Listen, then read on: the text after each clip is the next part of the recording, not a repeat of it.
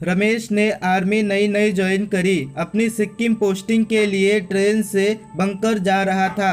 उसने देखा कि ट्रेन की सीट के पास आकर बहुत सारे जवान उस सीट पर हाथ पैर जोड़कर जा रहे थे। वो सीट एकदम खाली थी और सीट के नीचे दो बड़े बड़े बक्से रखे थे। रमेश को कुछ समझ नहीं आया तो वह आंखें बंद करके सो गया।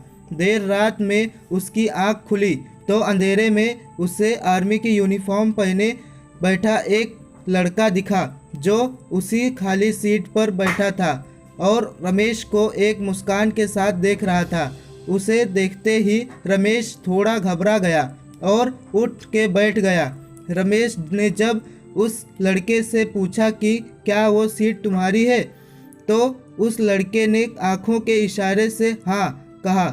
तब रमेश ने उसे पूछा कि तुम्हारे सीट पर जवान क्यों हाथ पैर जोड़ रहे थे। इस बात पर उसने कुछ जवाब नहीं दिया।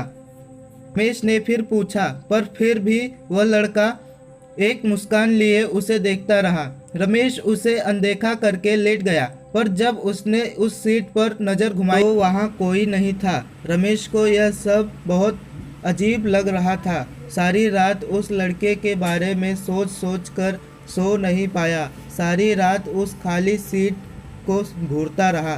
सुबह हुई तो कुछ आर्मी ऑफिसर उस सीट के नीचे रखे दो बक्से लेने आए। रमेश से रहा नहीं गया और जब उसने उस लड़के के बारे में पूछा तो उस लड़के के होश उड़ गए। उन ऑफिसर ने बताया कि वह सीट बाबा हरभजन सिंह की है।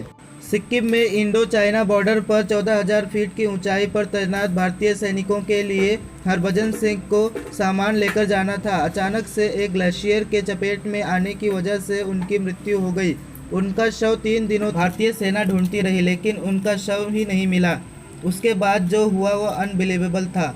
कहा ऐसा जाता है कि उसके साथी के एक सिपाही के सपने में आके बताया कि उनका शव कहाँ है। अगले दिन सुबह जब ढूंढा गया तो शव वहीं मिला और तब से लेके आज तक हरभजन सिंह फौजियों के सपनों में आकर उन्हें दुश्मन के प्लान के बारे में पहले ही बता देते हैं। कहते हैं रात में पहरा कर रहे फौजियों के अगर आंख लग जाती है तो उनको चाटा मार कर सतर्क भी करते हैं। इतना ही नहीं, इंडियन आर्मी भी इस बात को मानती है कि उनकी आत्मा अभी भी बॉर्डर पर ड्यूटी कर रही है और उनको कैप्टन का दर्जा और बाबा की उपाधि भी दी गई और उनके नाम का एक मंदिर भी बनाया गया है जहां उनका एक कमरा है। हर रोज उनका बिस्तर बिछता है और उनकी यूनिफॉर्म और जूते वहां रखे जाते हैं।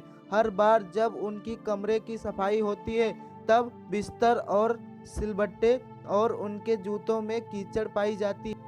और तो और उन्हें हर साल घर जाने के लिए 2 महीने की छुट्टी भी दी जाती है और उनका सारा सामान उनके गांव भेजा जाता है और उस समय सिक्किम के जवान हाई अलर्ट पर होते हैं।